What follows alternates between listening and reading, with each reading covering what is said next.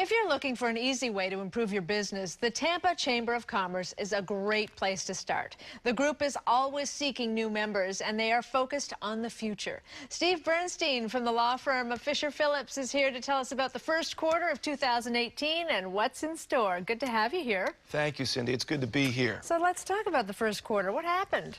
We had a lot going on. I was just looking back on it, and we started the year strong with a reception for our Minority Business Accelerator program. We're very excited about that.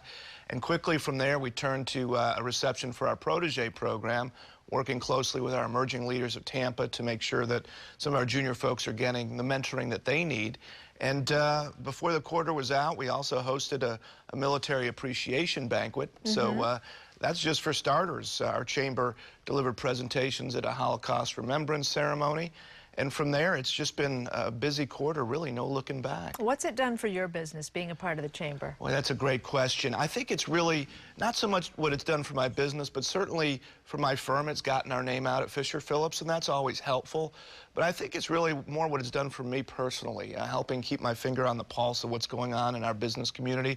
It's really been an enjoyable experience. I've been with the chamber now for 10 years, and really the best decision I ever made. Now, the state's legislative assembly wrapped up a few weeks ago. What was the chamber able to accomplish through the state?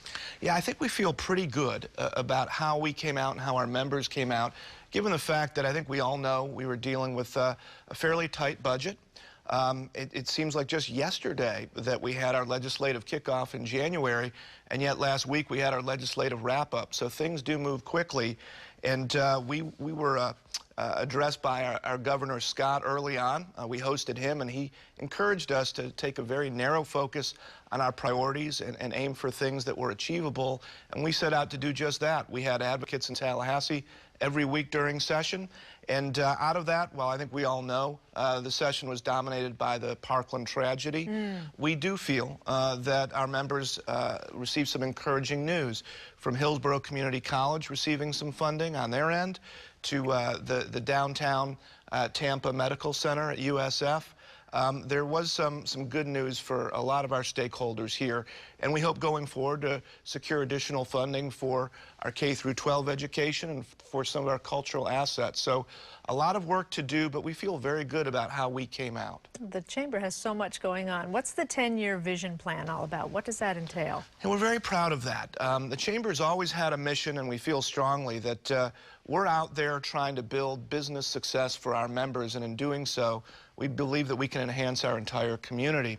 So out of that came the notion of a 10-year vision plan, and the focus there was on 3 different pillars. We want to be an inclusive organization, we want to be a catalyst for positive change in our community, and we want to be a hub for business. And I think all of those boxes we're starting to check. On the inclusiveness front, our Minority Business Accelerator program is off and running. Good.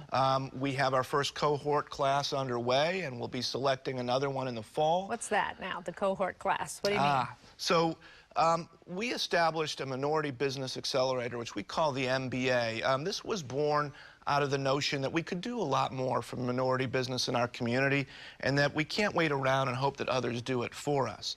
We looked at stats, and a lot of this is data-driven, that told us that a surprisingly low amount of revenue generated in Hillsborough County comes from minority business, despite the fact that minority business owners are responsible for approximately half of the businesses in Hillsborough County. Okay, we're going to stop it there, but that's encouraging that you're doing everything you can to help those minority business owners. Good for you. Thank you. The vision is coming through.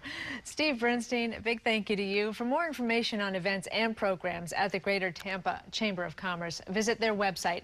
It is tampachamber.com. Daytime will be right back.